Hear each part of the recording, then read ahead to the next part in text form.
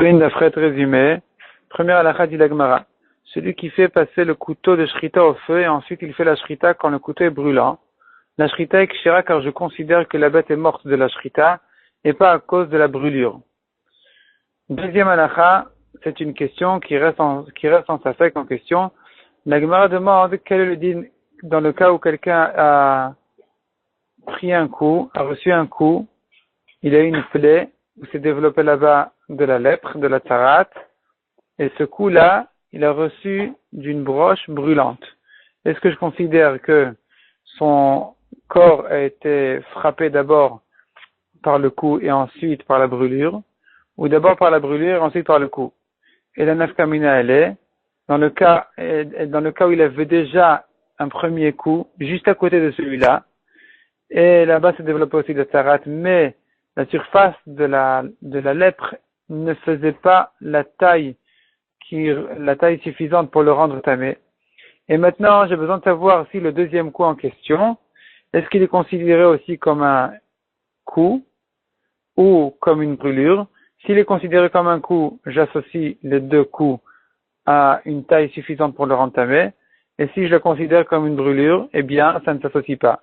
Sachant que le principe dit, la règle est la suivante, le deuxième coup annule le premier. Donc si je dis qu'il a été frappé d'abord, son corps a été frappé d'abord par le coup et ensuite par la brûlure, je considère ça comme une brûlure et ça ne s'associe pas avec le coup qu'il avait reçu auparavant, avant ce coup-là de cette broche. Par contre, si je dis que la brûlure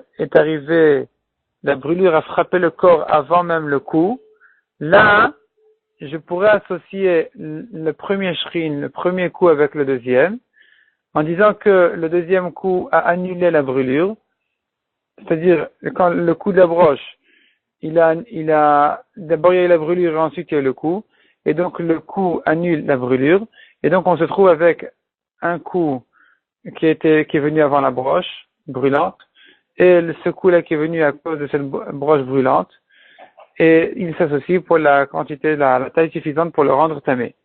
Ça reste en safek, à savoir qu'est-ce qui a frappé le corps en premier, la brûlure ou le coup. Ensuite, on a une troisième halakha, qui dit que un couteau d'Avodah Zara, on peut s'en servir pour faire la shrita, mais pas pour couper de la viande. Mais dans le cas où la bête risque de mourir, on n'a pas le droit d'en servir pour faire la shrita, parce que c'est une réparation, on répare le problème de la viande de la bête. Et inversement aussi, si il a des morceaux des grands morceaux de la bête, qui sont importants, qui paraissent importants, on peut les offrir à des gens importants. Et maintenant, en coupant ce morceau de viande-là, il va plutôt abîmer la valeur de cette viande-là qu'autre chose. Ça n'est pas considéré donc comme une réparation, et donc il peut utiliser un couteau de Avodah Zara pour ça. La Gemara demande comment ça se fait que ce couteau d'Avodah Zara n'a pas un problème de graisse interdite.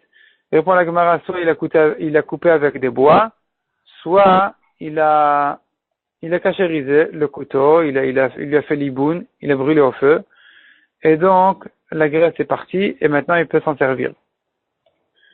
Quatrième halakha, dit la Gemara, celui qui a fait la shrita avec un couteau d'Avodah Zara, que faire avec la bête en question? Est-ce que je considère que la graisse interdite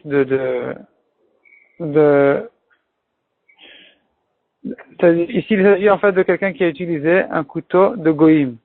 Un couteau de goïm, pas un couteau d'Avodah Zara, forcément un couteau de goïm. Maintenant, il s'en sert pour faire la shrita à une bête.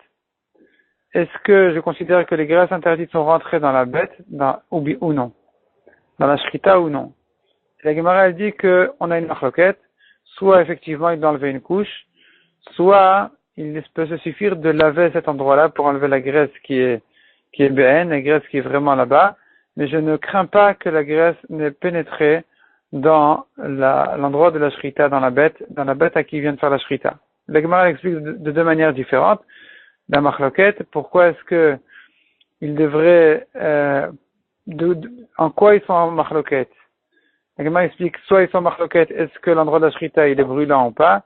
Soit ils sont en marloquette, à savoir, est-ce que je dis que le frottement du couteau il fait pénétrer la graisse interdite ou pas? Ensuite, on a encore une halakha qui dit un couteau taref, comment le cachériser? Soit, la Gemara a une marloquette, soit dans l'eau bouillante, soit dans l'eau froide, et la halakha c'est même dans l'eau froide, et même il peut se suffire de frotter le couteau, de l'essuyer bien, même avec un morceau, avec un chiffon.